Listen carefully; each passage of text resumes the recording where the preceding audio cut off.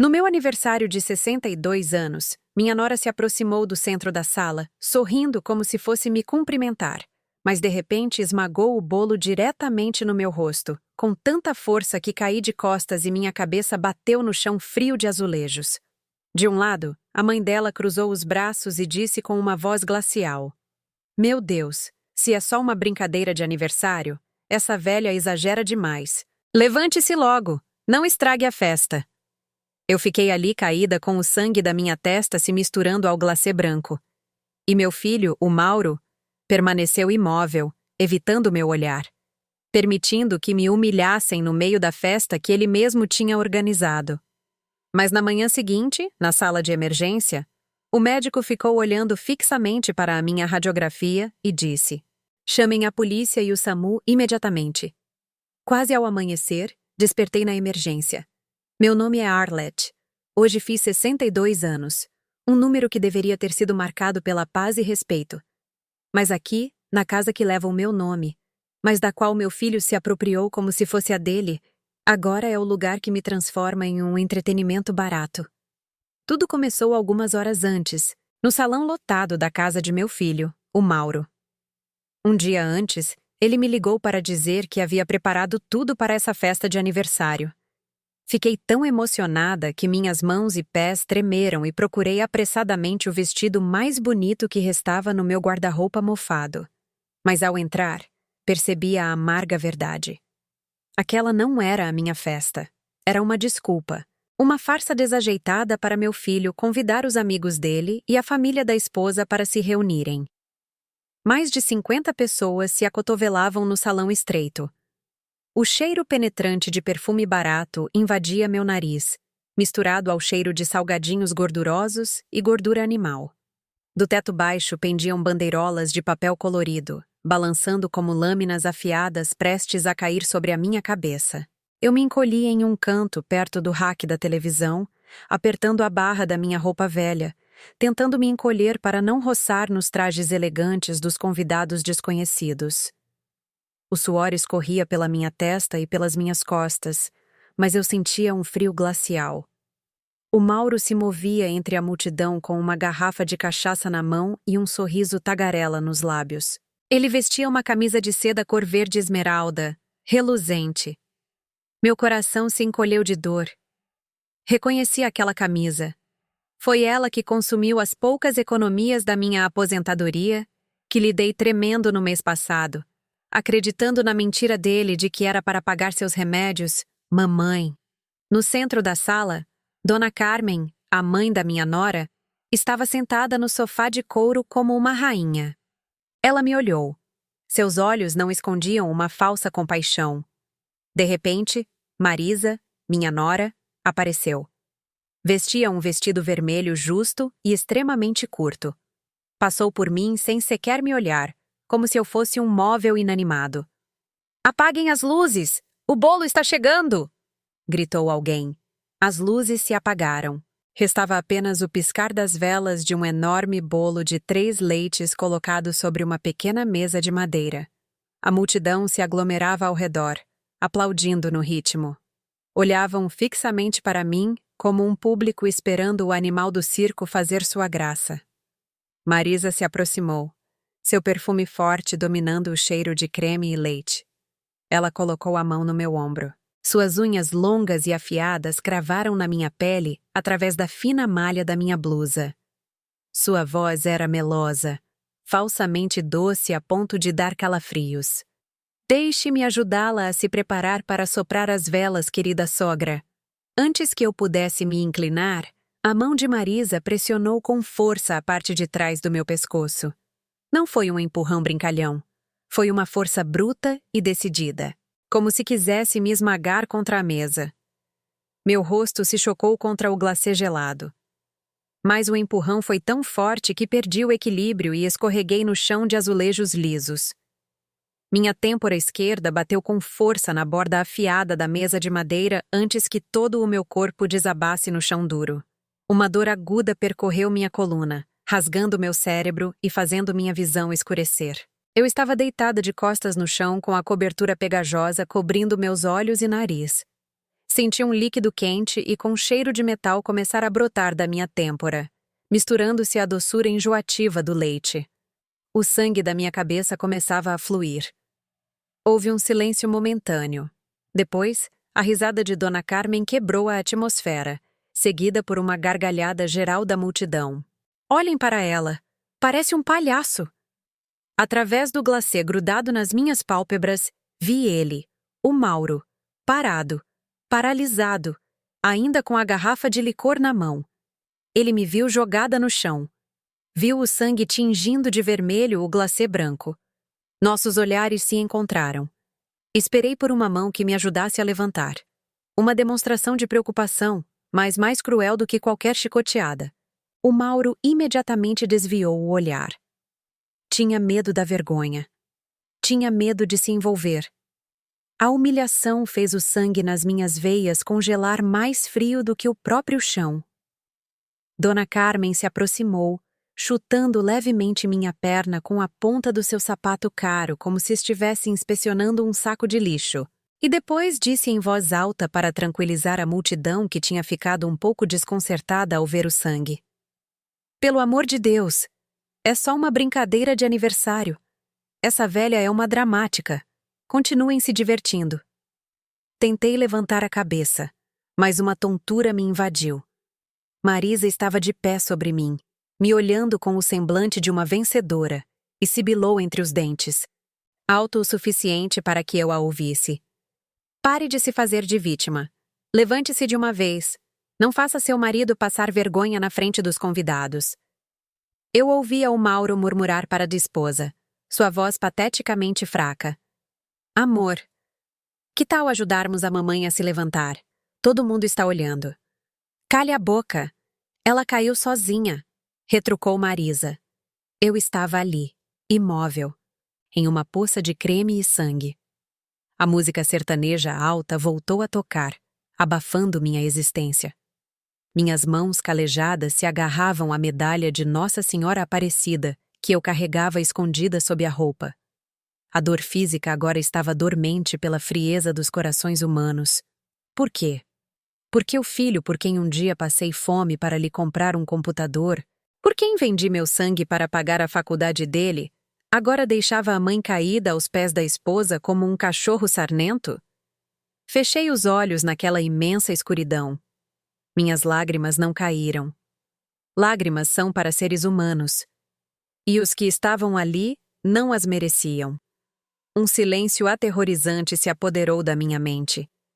Este silêncio não era de resignação. Era o silêncio antes que o tsunami chegue. Alguma vez a sua família te feriu tão profundamente que você não consegue esquecer?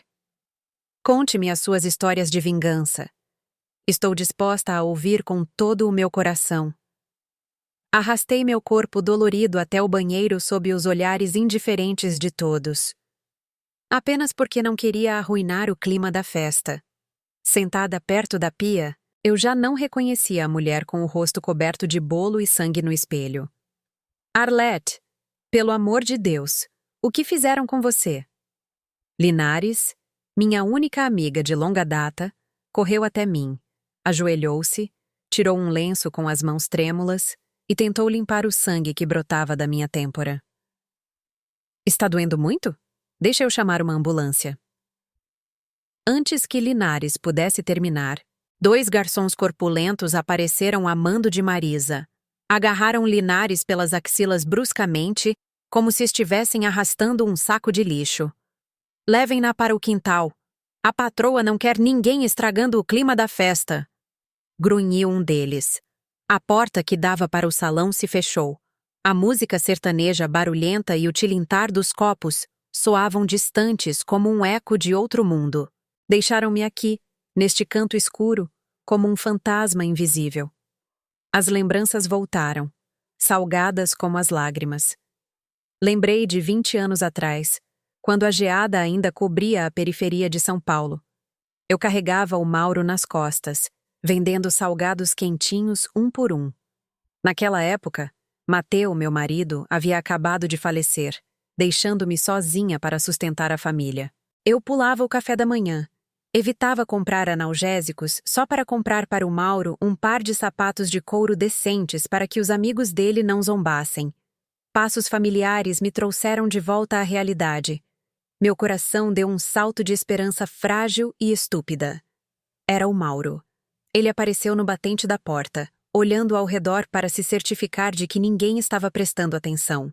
Olhei para cima, esperando uma mão estendida, mas não. O que me atingiu no rosto foi o forte cheiro de cachaça que emanava do seu hálito, em vez de me ajudar a levantar. Ele sibilou entre os dentes, sua voz carregada de uma crueldade gélida. Mamãe, fique sentada aqui. Não saia para me envergonhar mais. Os convidados estão se divertindo. Não estrague a festa. Suas palavras foram como um punhal direto no coração. Meus ouvidos zumbiam. O filho que um dia aninhei em meus braços agora considerava a presença da mãe uma desgraça. Filho, movi os lábios tentando dizer algo. Cala a boca, mamãe. Ele me interrompeu, seus olhos me fuzilando. Parece que o tempo não a tornou mais sábia. Conheça o seu lugar. Ele se virou e se foi, deixando-me sozinha na penumbra. Minhas lágrimas brotaram quentes, misturando-se ao sangue seco na minha bochecha. Meti a mão no meu pescoço e apertei com força o velho medalhão de prata de Nossa Senhora Aparecida. Era a única coisa que me restava. Eu o apertei, dizendo a mim mesma: a dignidade de uma mãe não reside na roupa de seda, mas no sacrifício silencioso. De repente, uma forte náusea me invadiu. Cambaleei e apoiei a cabeça nos joelhos. No meu delírio, a horrível lembrança de 3 anos atrás voltou com uma clareza apavorante. A escada de madeira. Uma mão empurrando por trás. Não foi um escorregão. Lembrei do olhar frio de Marisa no alto das escadas e o silêncio cúmplice do Mauro ao ver a mãe imóvel. A dor do ferimento de hoje foi como uma chave, abrindo de par em par a porta da verdade que eu havia fechado deliberadamente por medo. Eu não era uma idosa senil propensa a acidentes. Eu era um alvo. Apaguei lentamente.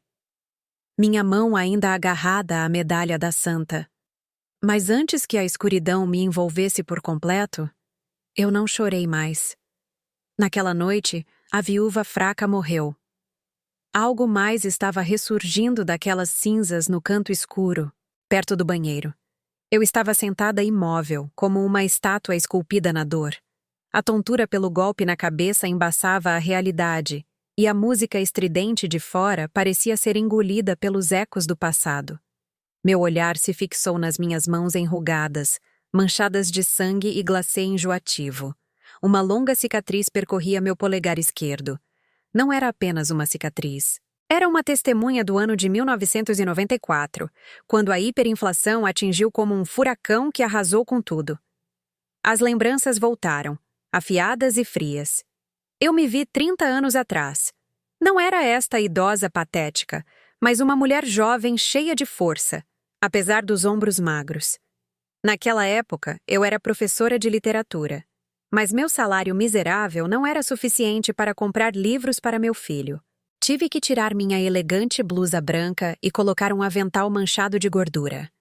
Lembro-me das manhãs na periferia de São Paulo, quando o relógio mal marcava 4 da madrugada. O vento gelado de dezembro entrava pelas minhas roupas finas, cortando minha pele como uma navalha. Eu estava ali, ao lado da panela de salgados fumegantes, com as mãos inchadas e avermelhadas pela alternância de calor e água fria. O cheiro de sabão de lavar roupa alheia durante o dia, misturado ao cheiro de massa de milho à noite, criava um aroma característico da pobreza. O cheiro do sacrifício. Lembro-me das vezes em que meu estômago roncava de fome, minhas entranhas se retorcendo, mas quando não vendia um salgado, não me atrevia a comê-lo. Eu o embrulhava com cuidado e levava para o Mauro. Ao ver meu filho comer com tanto gosto, eu dizia a mim mesma: cada gota de suor que derramo hoje é um tijolo para construir o seu futuro. Não sentia a miséria, apenas sentia a esperança. Então apareceu a imagem de Mateu, meu falecido e bondoso marido, à luz de um lampião em nossa cozinha precária. Ele estava costurando seu único par de sapatos de couro, cuja sola estava tão gasta que dava para ver as meias. Ele olhou para mim, seus olhos fundos pelo excesso de trabalho na construção civil, mas ainda brilhavam com um calor infinito. Arlette, meus pés já estão calejados. Aguentam bem o frio, mas o nosso Mauro não pode ir para a escola com os sapatos rasgados. Os amigos dele vão zombar. Nós seremos a plataforma dele para que ele possa voar alto. Essa frase me perseguiu até hoje. Lembro-me das noites em que Mateu tossia sangue por causa do pó nos pulmões. Sua voz rouca quebrava o silêncio da noite. Ele se recusava a ir ao médico, escondendo suas dores no peito para economizar o pouco dinheiro dos remédios e comprar para o Mauro um computador velho para o projeto de formatura. Ele trocou os pulmões pelo diploma universitário do filho. Toquei o tecido barato da roupa que eu vestia e as lembranças me levaram ao dia em que o Mauro completou 20 anos. O dia em que ele se envolveu em uma briga de bar e quase foi para a cadeia. Não hesitei em vender meu antigo colar de ouro, a última relíquia da minha mãe. A única coisa que provava que eu um dia pertencia a uma família respeitável. Vendi a honra do meu passado para comprar a liberdade do futuro do meu filho. No dia da formatura, o Mauro, vestido com sua beca, abraçou Mateu e eu em frente à imagem de Nossa Senhora Aparecida.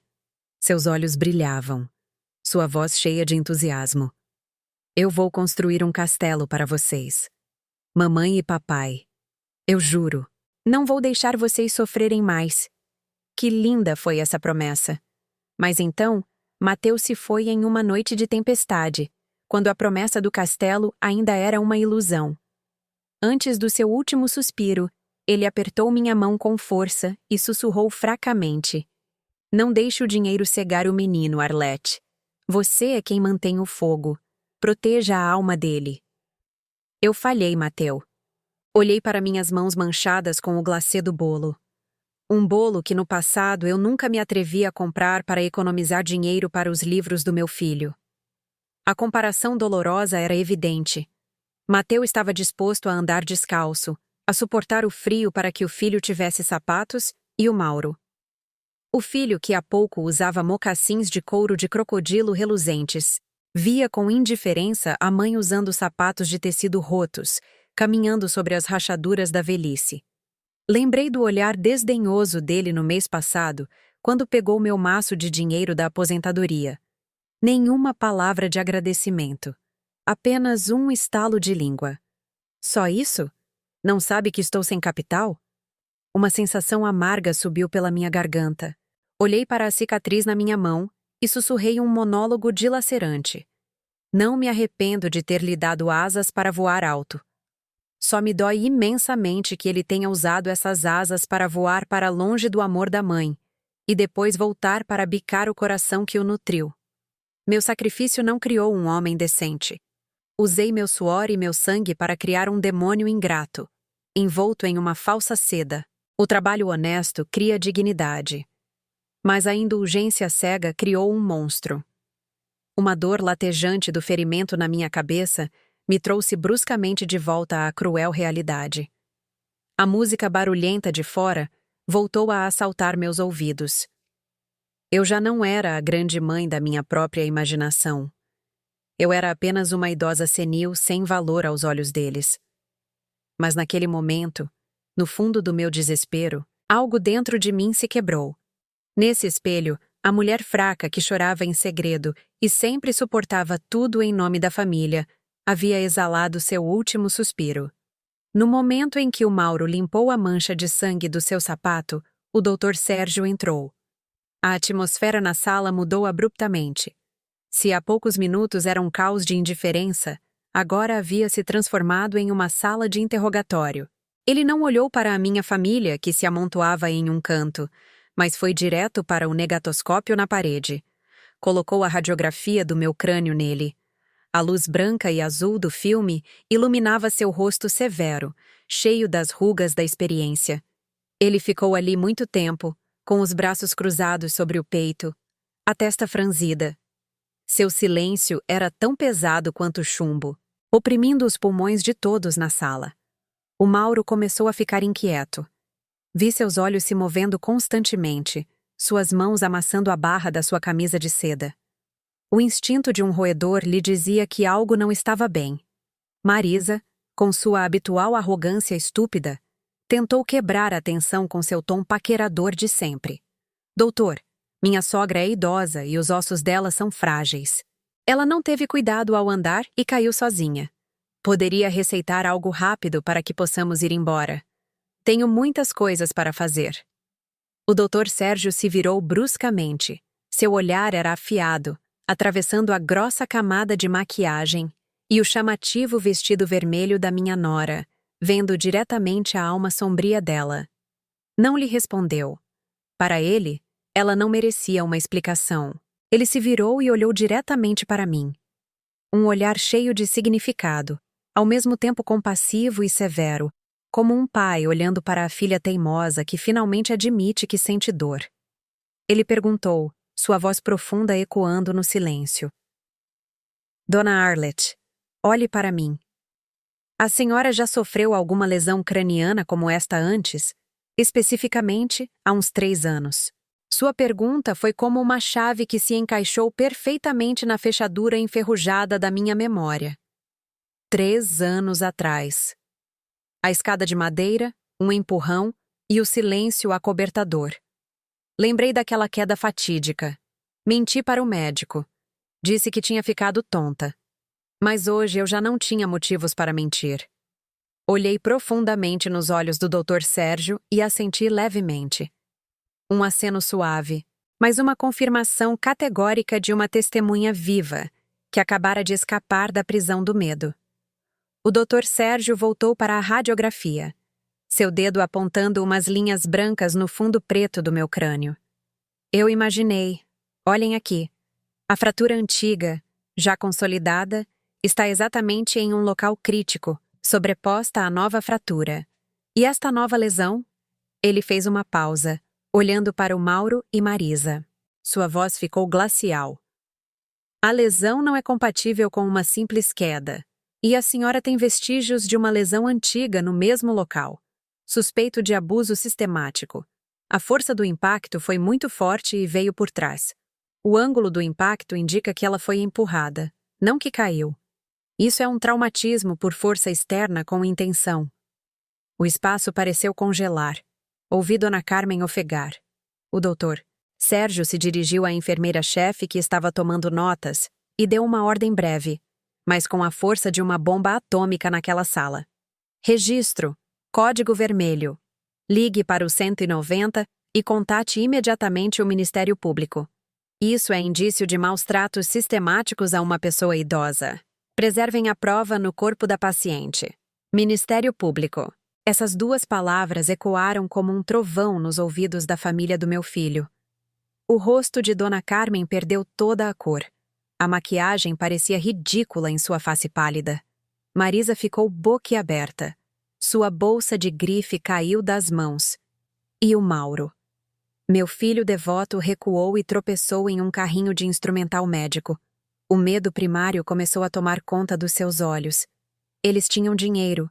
Algumas conexões menores, mas ao se depararem com uma acusação criminal de um hospital público, sabiam que estavam em sérios apuros. Doutor, que bobagem o senhor está dizendo? Somos pessoas decentes, balbuciou o Mauro, sua voz trêmula. O Dr. Sérgio não se deu ao trabalho de discutir. Ele se aproximou e se interpôs entre a minha família e eu, criando um muro protetor invisível, mas sólido. Inclinou-se e sussurrou, o suficiente para que eu ouvisse o compromisso de um médico. A senhora está segura aqui, Dona Arlette. Ninguém mais vai tocá-la. A lei fará o seu trabalho. Olhei para as costas firmes do doutor. Depois para a radiografia na parede. As fraturas no meu crânio já não eram feridas. Eram o mapa de uma guerra que eu havia suportado por tempo demais. Minha dignidade não era algo que eles podiam pisar. Era algo que eu tinha que reivindicar por mim mesma. Mesmo que o preço fosse a ruptura do que chamavam de família. Enquanto os outros entravam em pânico, O Mauro tentava ligar para alguém para dar um jeito. E Marisa gritava que processaria o hospital por difamação. Eu agia em silêncio. Meti a mão, minha mão calejada, mas que já não tremia, dentro da minha velha bolsa, ao lado do travesseiro.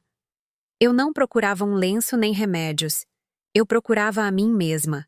Meus dedos roçaram o forro de tecido desgastado, procurando uma costura desajeitada que eu mesma havia feito há 5 anos. Rasguei aquele forro secreto. Dentro havia um celular tijolão velho, um Nokia em preto e branco que as pessoas tinham jogado no lixo há uma década. Mas para mim era uma arma nuclear. A bateria estava sempre carregada completamente toda semana. O chip pré-pago nunca tinha sido usado para nenhuma ligação. Eu havia preparado este telefone logo após a morte de Mateu. Ele tinha me avisado. Mantenha uma via de escape, Arlette. Uma vez que a besta prova o sangue, ela não vai parar. Não deixe que tirem a sua voz. Eu esperava levar este telefone para o túmulo sem nunca ter que usá-lo. Eu esperava que o amor maternal vencesse a ganância. Mas eu estava errada. E esse erro terminou esta noite. Minha mão se agarrou ao telefone. Não precisei olhar o teclado. Meu polegar manteve pressionada a tecla número 1, a única descagem rápida programada. Do outro lado da linha, responderam imediatamente após o segundo toque. Uma voz profunda e autoritária soou sem surpresa, apesar de ser uma ligação de madrugada. Estou ouvindo, Dona Arlette. Era Armandino, um advogado amigo, próximo e de confiança de Mateu. Respirei fundo, o cheiro de desinfetante enchendo meus pulmões, purificando qualquer fraqueza restante. Eu não falei com a voz de uma idosa maltratada. Falei com a voz de uma proprietária, de alguém que controla o destino. Armandino. Eu disse seu nome, meu olhar fixo nas costas trêmulas do Mauro ao longe. Mateu uma vez disse: se um dia você estiver em perigo, ligue para Armandino. Eu disse apenas uma frase. É hora de limpar o lixo da minha casa. Do outro lado da linha, houve um segundo de silêncio para ouvir a ordem e então ele respondeu secamente. Qual plano deseja ativar? Sorri com desdém, um sorriso frio que nunca tinha aparecido no rosto de Arlette em 62 anos. Abra meu arquivo Legado Sombrio imediatamente.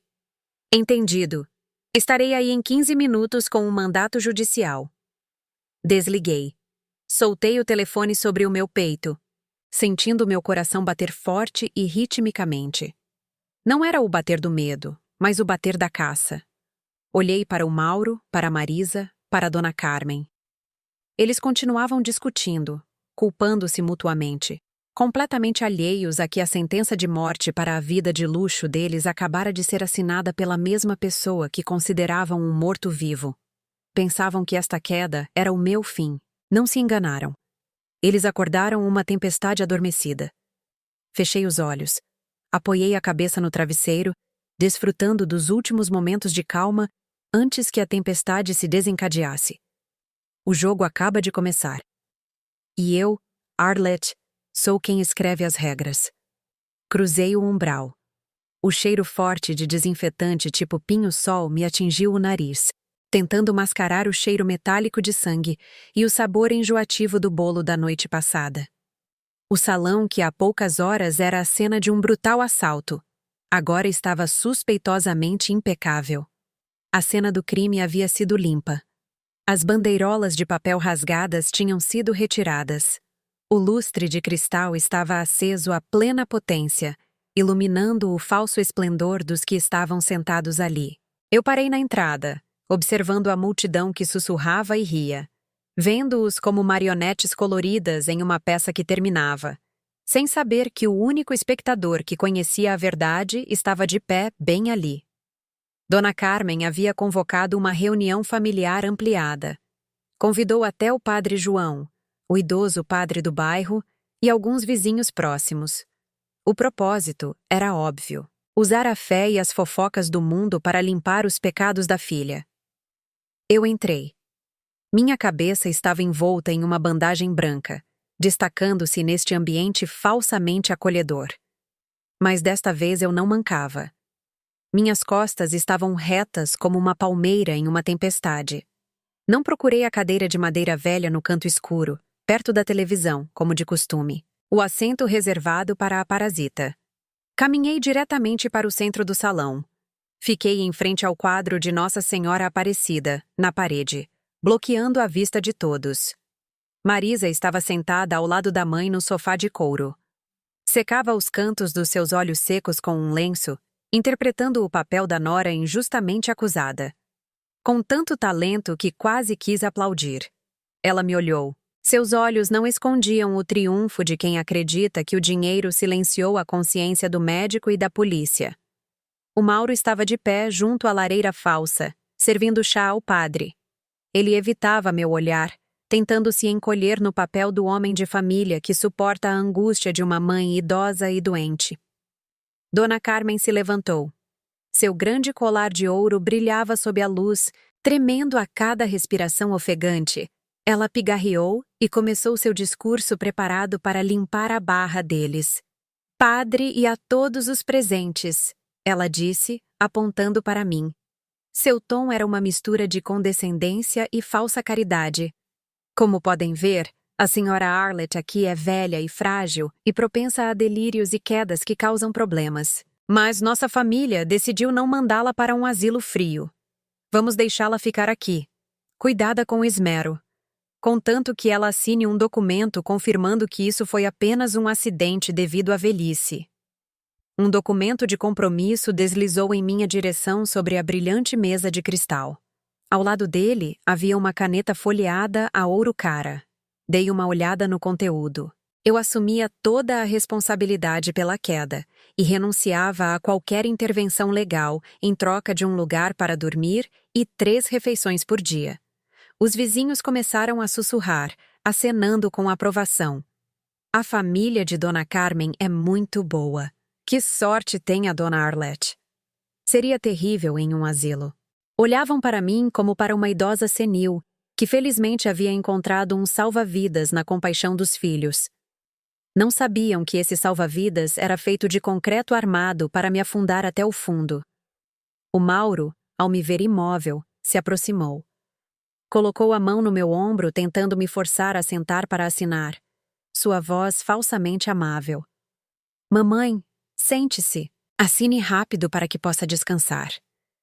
Eu afastei a mão dele com um tapa, um gesto brusco, forte, carregado da raiva reprimida durante anos. O Mauro cambaleou para trás, batendo na borda da mesa. A surpresa total, evidente em seu rosto covarde. A sala ficou em silêncio. Os sussurros cessaram. Não olhei para aquele pedaço de papel lixo. Olhei diretamente nos olhos de Marisa. Meu olhar era afiado e sereno como um lago profundo, vendo através da sua grossa camada de maquiagem, fazendo seu sorriso zombeteiro desaparecer instantaneamente. Lentamente, levantei a mão e tirei o meu velho e surrado chale de lã que me envolvia. O chale caiu no chão, revelando o elegante vestido de seda preto que eu usava por baixo. Este era o vestido que eu costumava usar com Mateu quando assinávamos os maiores contratos de construção da cidade. No passado, o vestido de uma matriarca, algo que eles pensavam que eu havia vendido há muito tempo para comprar comida. A atmosfera na sala ficou tensa. A mudança de aura de uma idosa desgrenhada para uma mulher poderosa e digna fez Dona Carmen parar no meio da frase com a boca aberta, mas sem poder pronunciar palavra. Marisa, sentindo a ameaça invisível do meu olhar, levantou-se num salto. Não podia suportar que a empregada se atrevesse a olhar a dona da casa nos olhos. Ela gritou para recuperar a vantagem, sua voz aguda quebrando o silêncio. Que truque você está tentando agora, velha louca? Assine e vá para o seu quarto dormir. Lembre-se que você está na casa do meu marido, comendo a comida da minha mãe. Não me obrigue a colocá-la na rua agora mesmo. Esse foi o maior erro da vida dela. Eu sorri, um sorriso que não chegava aos meus olhos. Mais frio do que o bisturi de um cirurgião em seus pescoços. Dei um passo à frente, encarando Marisa diretamente, e lhe fiz uma pergunta suave, mas com o peso de 1000 quilos. Você acabou de dizer. De quem é esta casa? Marisa ficou congelada. Minha pergunta não era uma dúvida. Era um desafio. Não esperei pela resposta dela. Voltei-me para o Mauro, olhando para ele como para um estranho, e lhe lancei o segundo golpe na sua autocomplacência. E você acredita que a minha assinatura só tem valor neste pedaço de papel lixo? Mauro. Mamãe, do que você está falando? Balbuciou o Mauro, o suor começando a marcar sua testa. Continuem rindo, continuem atuando, eu disse. Minha voz ecoando, varrendo os rostos de todos na sala.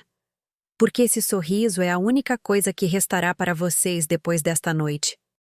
Enquanto estavam desconcertados em pânico, sem entender o que estava acontecendo, a pesada porta principal de carvalho se abriu lentamente.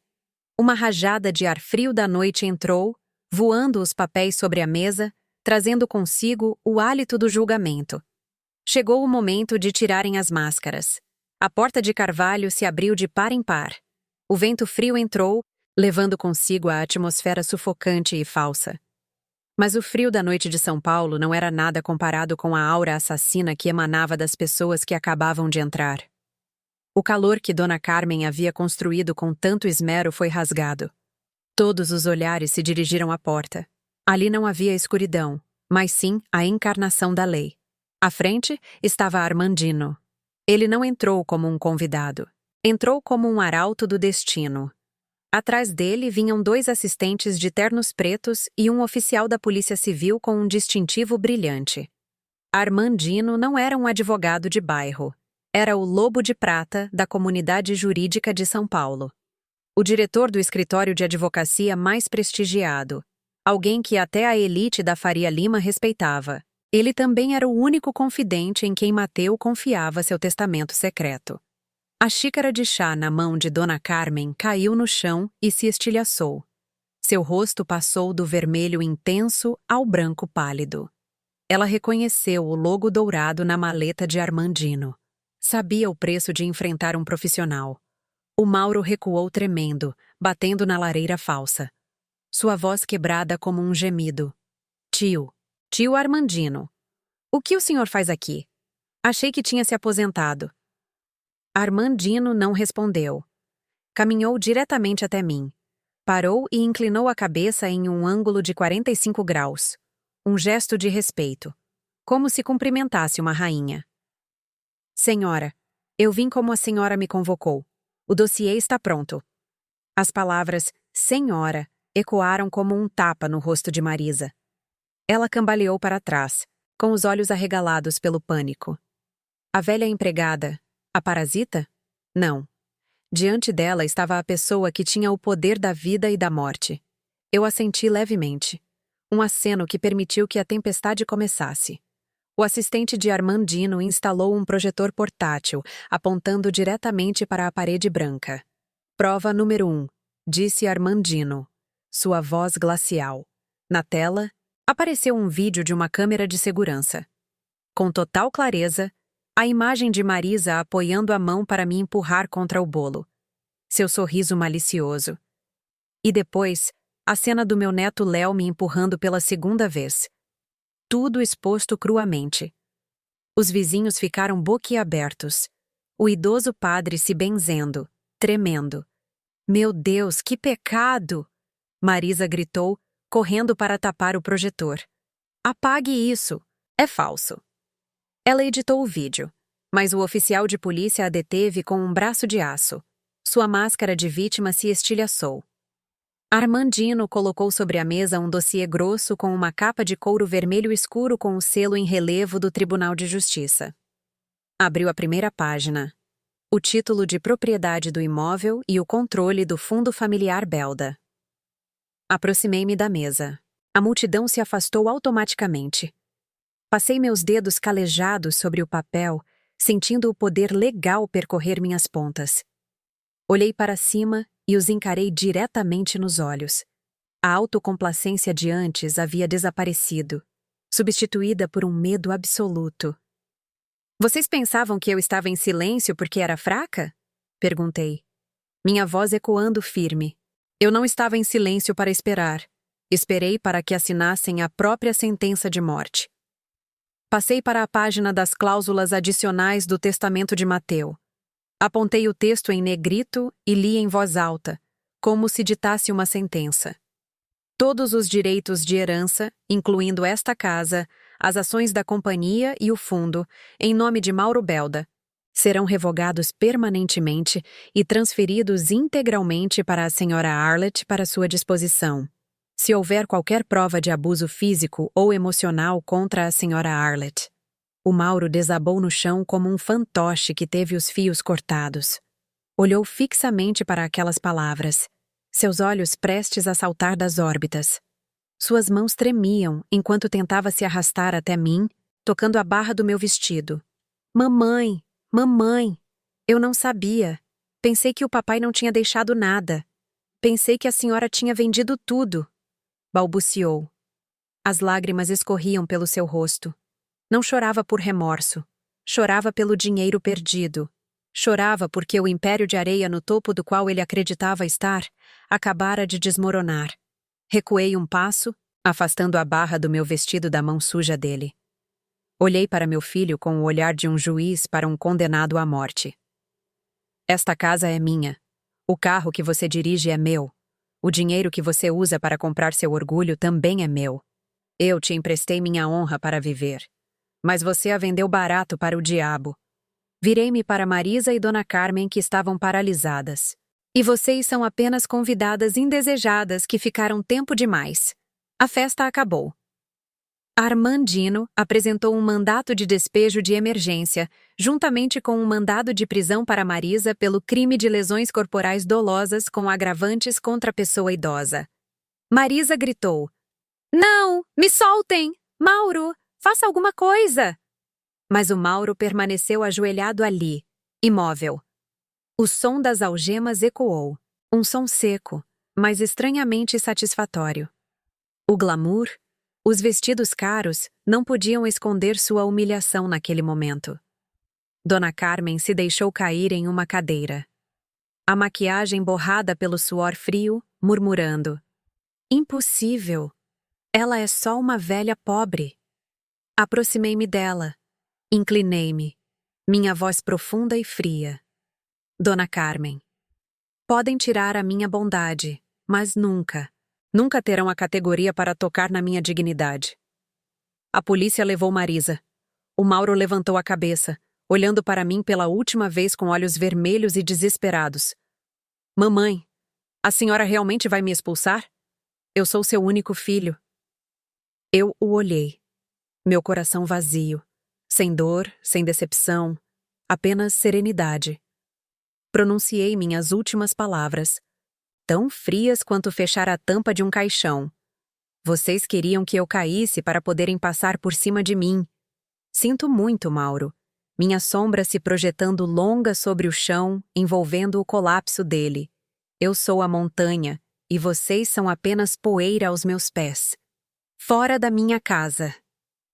O vento noturno de São Paulo soprava em rajadas frio e seco, varrendo a camada de falso pólen da desastrosa festa de aniversário. Eu estava parada no degrau mais alto do hall principal, agarrando-me com força ao corrimão frio de ferro, olhando para o amplo pátio da frente que já não era um palco de ostentação, mas o cadafalso da consciência.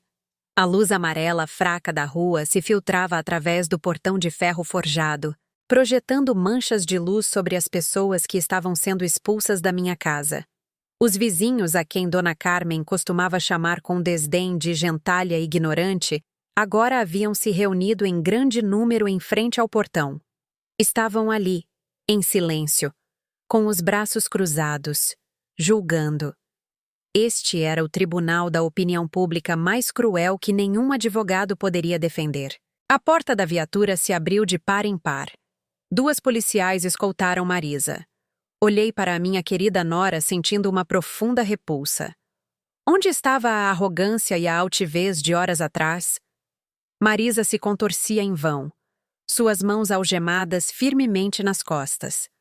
A grossa camada de maquiagem em seu rosto estava manchada de lágrimas e suor, escorrendo em listras pretas pelo seu pescoço, transformando seu rosto arrogante em um desastre borrado.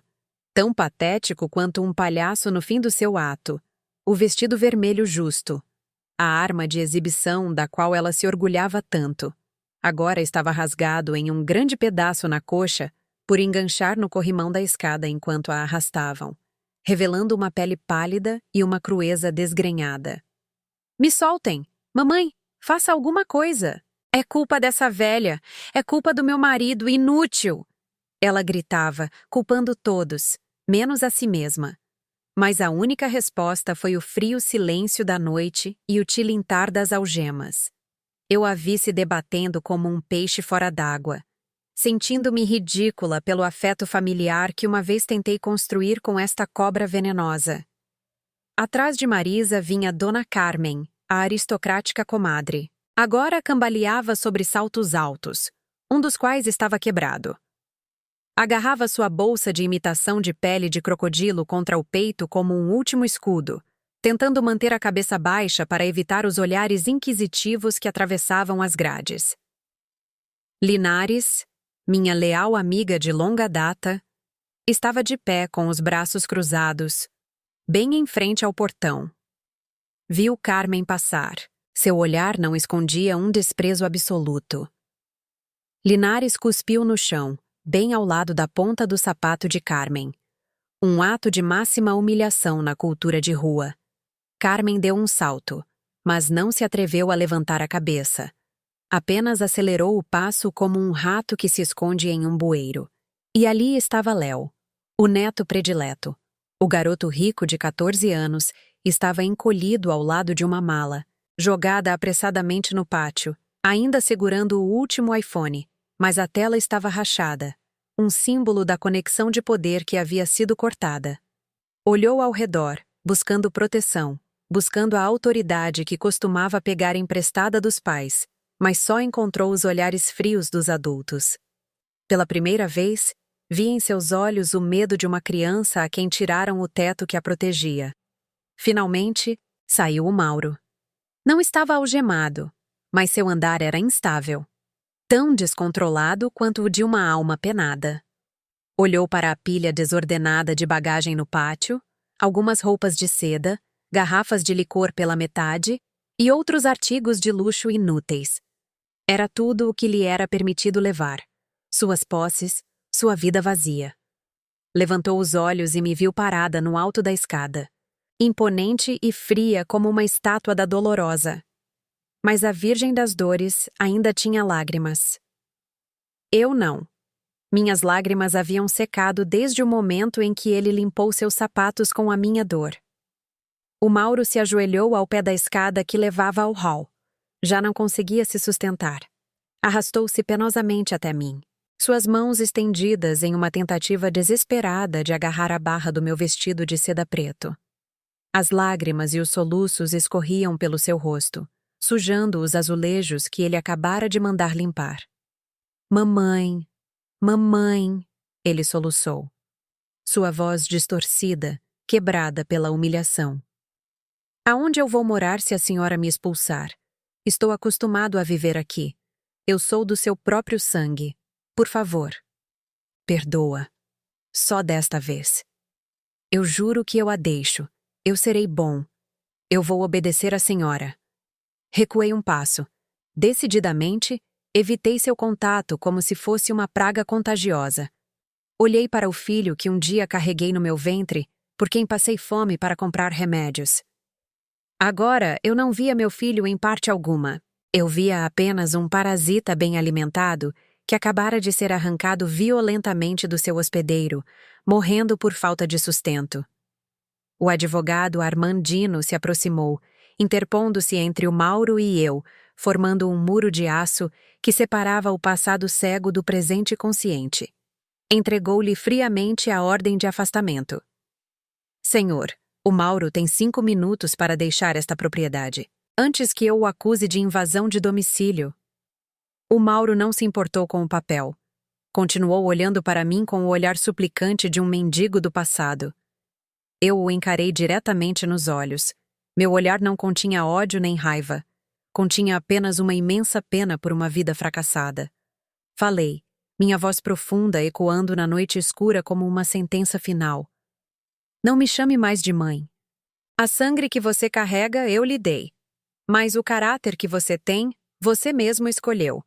Eu criei o seu corpo, mas você mesmo matou sua alma em troca de vaidade. Apontei para a porta, onde esperava um táxi velho. Esta noite você não perdeu uma mãe. Você nunca me considerou sua mãe. Esta noite você só perdeu sua carteira ambulante. Mamãe! Ele gritou desesperado.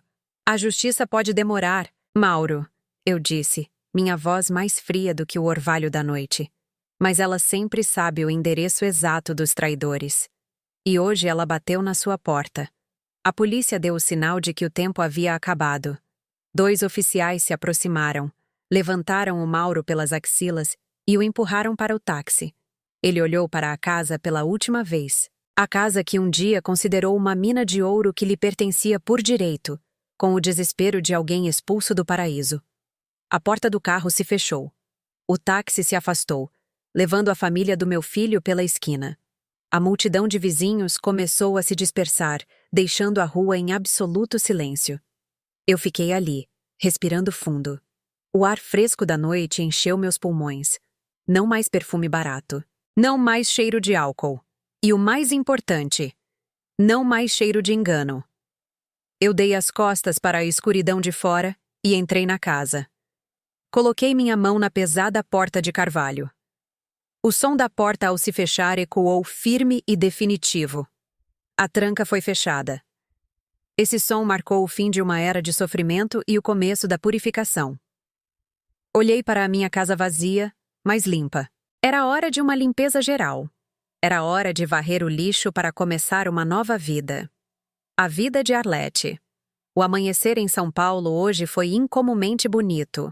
A luz da manhã, brilhante e dourada como mel, se filtrava através do grande janelão, iluminando diretamente o pequeno altar onde repousava o retrato de Mateu. O salão que ontem à noite foi um campo de batalha de ganância e engano, agora estava limpo e imaculado. As manchas de bolo, as pegadas de sapatos sujos e a atmosfera sufocante da traição haviam sido completamente lavadas.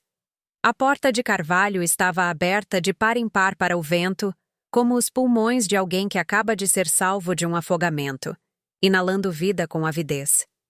Eu me sentei na velha, mas confortável poltrona de veludo de Mateu.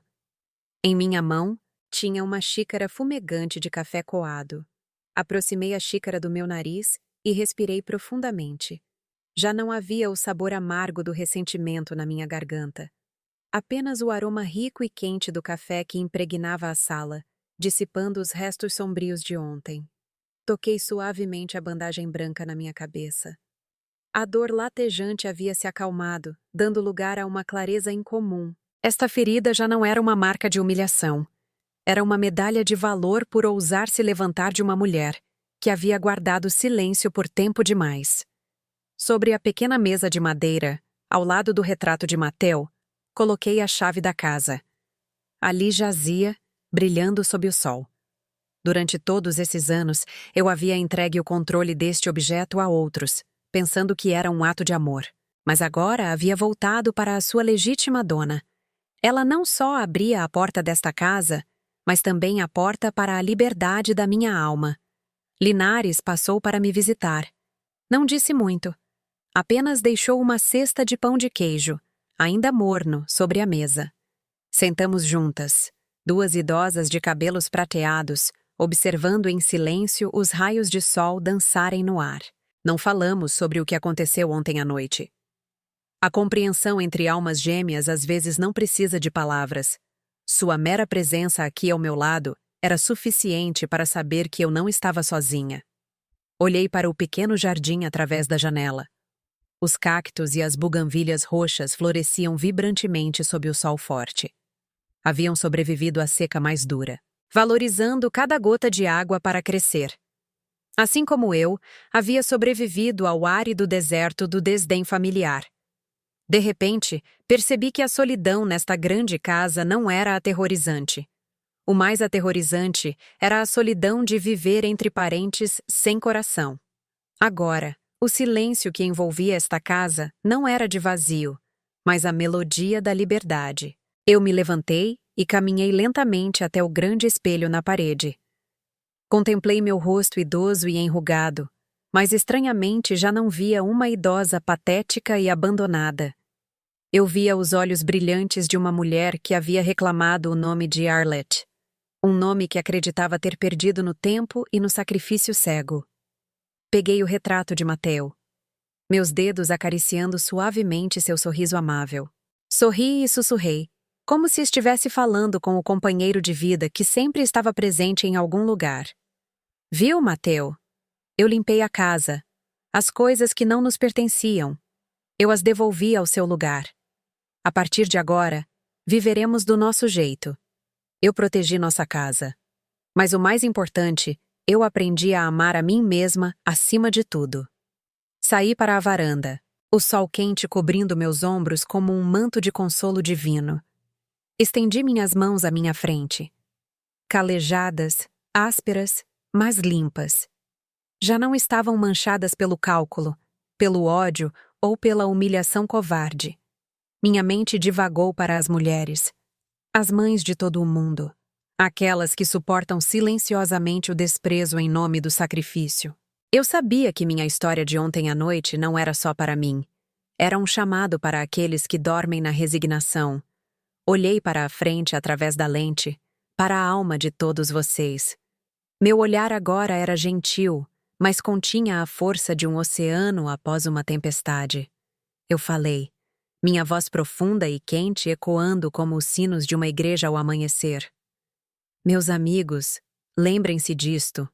O amor pelos filhos é um instinto, mas amar a si mesmo é um ato de coragem. Nunca troquem sua dignidade por migalhas de afeto, mesmo que venham do seu próprio sangue.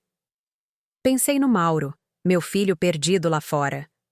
Meu coração já não sentia raiva, apenas a serena compaixão de alguém que olha de cima. Eu ainda te amo porque você é minha carne e sangue, mas eu te amarei da distância onde sua ingratidão já não possa me ferir. Esta porta poderia se abrir se você se arrepender, mas a chave eu guardarei para sempre. E, finalmente, quero deixar uma mensagem. Uma verdade que eu tive que aprender através de sangue e lágrimas. Não esperem que alguém lhes dê uma coroa. Coloquem-na vocês mesmas, mesmo que seja feita de cicatrizes, porque uma mulher que conhece o seu próprio valor. Ninguém, nenhuma força pode fazê-la inclinar a cabeça. Se vocês acreditam que o silêncio não é fraqueza, mas sim a preparação para a justiça, e que a dignidade é o bem mais precioso de uma pessoa. Inscrevam-se no canal agora. Ajudem-me a difundir o poder da verdade. Não deixem que ninguém, não importa quem seja, apague a luz de vocês.